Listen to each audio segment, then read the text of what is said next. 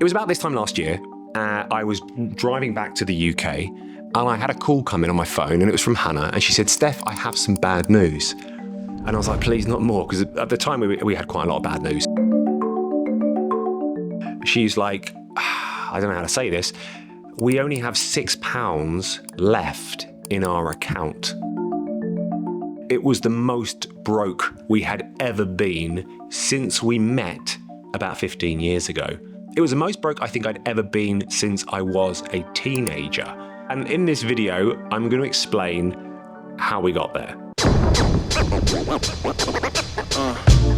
Several months before that phone call came in, Hannah and I had sold our house in Bath. We sold all of the shit we didn't need. We packed up our entire lives in a bunch of boxes and we moved the kids and the dogs and everything we had left to Portugal and put every single penny that we had into this old ex-holiday villa in the Algarve. A villa that it turned out it needed a lot of love, like a lot of love. Cupboards that we inherited with the neon cups. And look at these. Don't be jealous. Oh, no. Don't be jealous.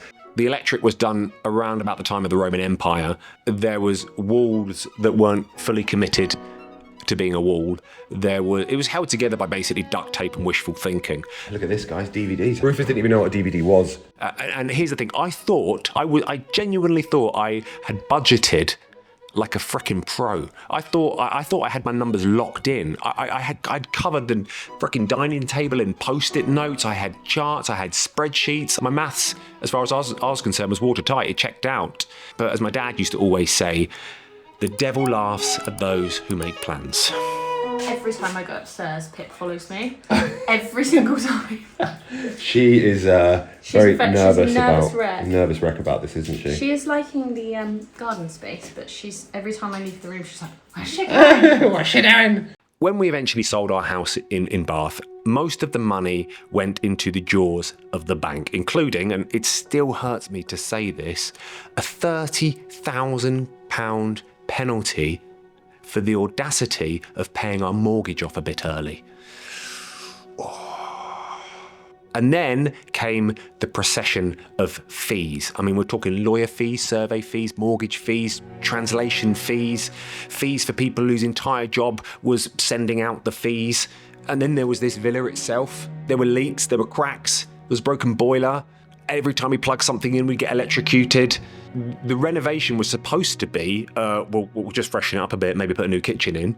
And it ended up being me Googling whether a nervous breakdown counts as a capital expense. For the first time in my adult life, I'd shat my pants, physically shat them. I looked at our bank account and wondered if I'd just made the biggest mistake of my life. Now, I've made lots of mistakes before. Camera lenses, in hindsight, I probably didn't need. NFTs, trying to run profitable Facebook ads. But those mistakes were mine. This one wasn't just mine. This one was Hannah's and Grayson's and Rufus's. And what if I got it wrong? There's a very fine line between bravery and recklessness. When you're standing on the edge of a cliff, they feel exactly the same. The only difference is the outcome. If it all works out, you're courageous. If it doesn't, you're just a fucking idiot. And I was starting to think I was a fucking idiot. I'd lie awake at night replaying all the decisions in my head. Should we have just stayed in the UK and downsized and moved into a Sainsbury's estate in the suburbs? Should we have rented first out here? Should I have convinced Hannah to set up an OnlyFans? Should I have set up an OnlyFans? Oh, you fuck off. I could do an OnlyFans. I'm sexy. There was no quietly reversing this. There was no Command Z here. There was no helpline I could call. If it went wrong, it was, as far as I was concerned, it was on me. It was all on me.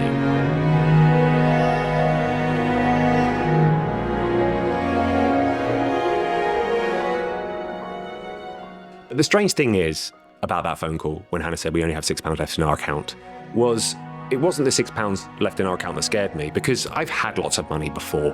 When this channel was doing really well, and we were flying, and we were pulling in like $100 grand a month from frickin' brand deals, I still worried about money. I would sit in fancy cars and fancy panchy hotels and still worry about money. Even when we were signing those big brand deals, the worrying never stopped. People assume there's a number when it stops, and there might be, but for me there wasn't. There was just more to worry about, like bigger numbers and bigger tax bills and more people depending on me, and the goalpost just moved.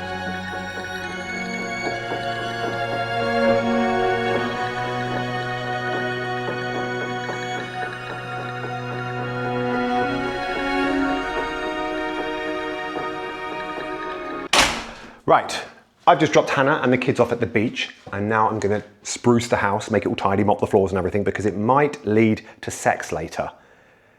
And if you think that's a bit like weird for me to say, wait till you're married. All right, wait till you're married for about 10, 15 years. And maybe not if you're a girl, if you're a girl, you won't be tidying for sex. But if you're a boy watching this, you'll be tidying for sex. I don't know why though, because surely there's something in it for you as well, you'd think, you know? It's not a bad way to spend a couple of minutes. Anyway, married life, hey? Probably a bit TMI. You can deal with it. You're all adults watching, hopefully. Hopefully Grace and Rufus don't watch this in the future. That'll be awkward.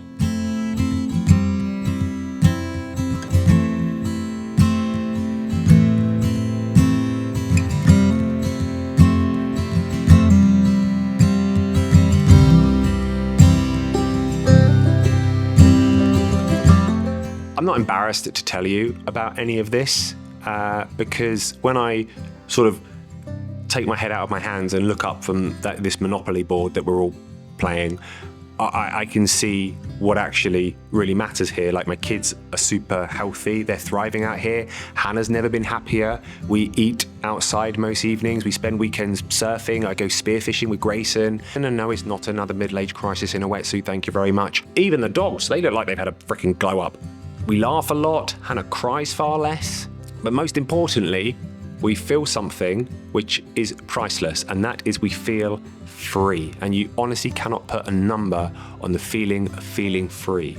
And you can't put a number on watching your children thrive. And you can't put a number on sitting outside with a wife that you're still deeply in love with, having a coffee under the sun. And honestly, we may be not where we want to be financially, but I feel like a freaking billionaire. My assets, they're just measured in a different unit. Oh, that was smooth. I'm deep, guys. I'm freaking deep. I should be on tea towels and Pinterest. It's just so much fun. The way I see it is, the wheels turn, the numbers go up, the numbers go down, and I'll spend the next decade trying to build back, because I quite enjoy this game of Monopoly, if I'm being honest. I have a good friend. At one point, he had 30 million in crypto. 30 million. And now he struggles to pay bills. Money goes up, money goes down. So part of rebuilding everything is right here. Every Sunday I'm going to be back documenting again and showing you what the real version of life looks like. Not the highlight reel, not the silky montage stuff, just the real stuff, you know? And I want to show you around the villa a bit and show you kind of what we've done and what we'll never do again, the mistakes we made. And if you want to support us in any way, then please just download one of our apps. They're only a couple of quid. That will really help. Links will down in the doobly-doo.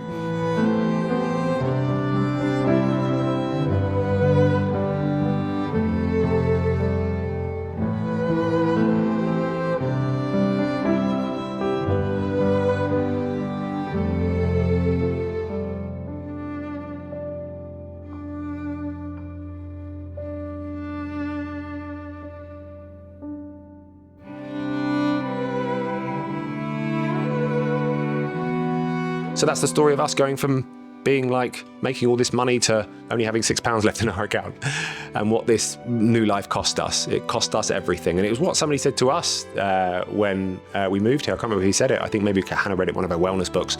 It was like, your new life will cost you your old one. And I really get that now, because it costs you everything. Your friends, your relationships, all your money, everything. It's like you're giving it all up, and you have to, it's going to sound like a wanker, but you have to really trust the universe. And the more you trust the universe, the more you trust it has its plans, the more it seems to work out, you know? We live in chaos and we just try and put order to it, and you've got to kind of be like, oh, well, universe, do your thing. Anyway, the guys are home, so I've got to go. But thanks for watching, and I'll see you next Sunday. Bye. Hey guys.